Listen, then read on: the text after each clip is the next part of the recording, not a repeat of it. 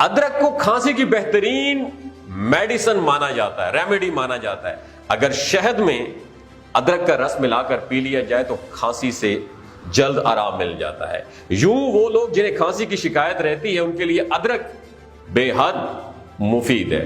दूसरी बात याद रखें, क्योंकि अदरक की तासीर गर्म होती है तो सर्दियों में इसके इस्तेमाल से जिस्म को सर्दी भी नहीं लगती है।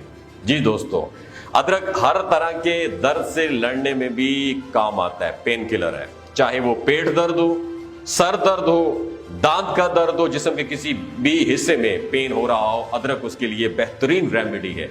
और अदरक का जूस हर किस्म का दर्द ठीक कर सकता है। जिन्हें माइग्रेन की शिकायत होती है, आधे सर की शिकायत होती है, उनके लिए भी अदरक एक बेहतरीन रेमेडी है। इसके खाने से कोलेस्ट्रॉल लेवल भी कंट्रोल में रहता है और खून भी पतला होता है और रगों में जमता नहीं है।